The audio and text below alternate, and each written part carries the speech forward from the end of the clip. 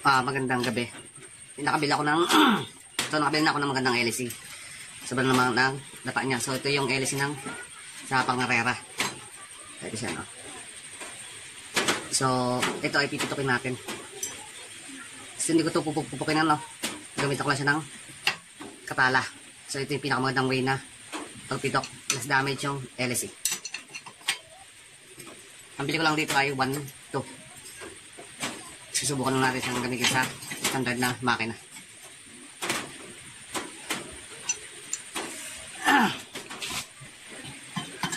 Mas maganda kasi ito kaysa doon sa nabili ko.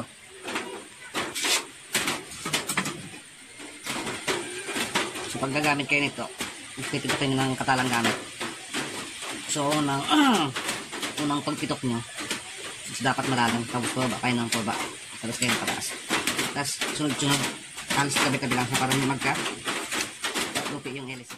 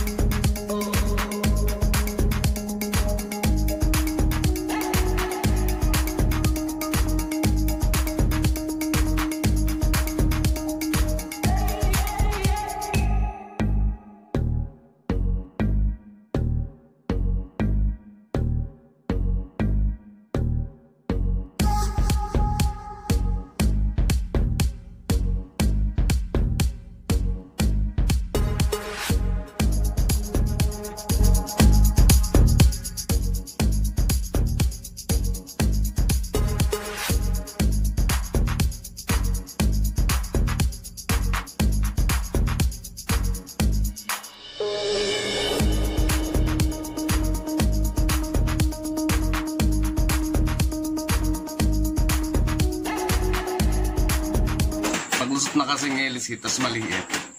Ito siyang gawang paraan. Kung ganito, mas madali siyang gawang paraan. So ganito nga, pwede mo siyang palindigin yung talim niya.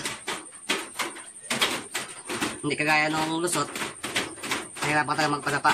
Tapos kung maliit talaga yung elese mo, kagaya yung nabili ko na isa, wala na, no choice na. Wala ka nang magagawa doon.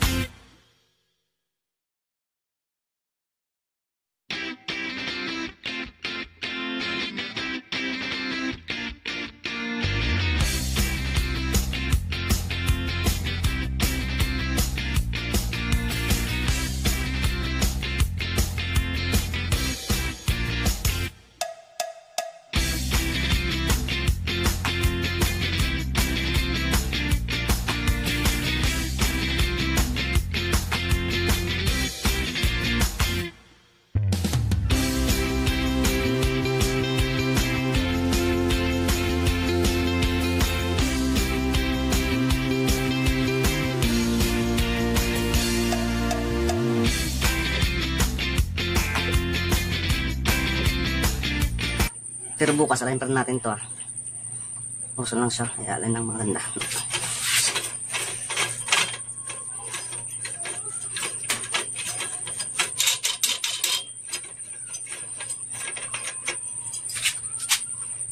Ito na siya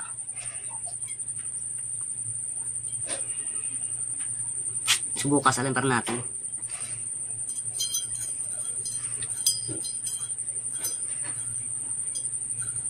Okay na talaga yung pagkakapitok kumpara yung pitok ng kalim at saka ng bangkod. So bukas lang ulit tayo.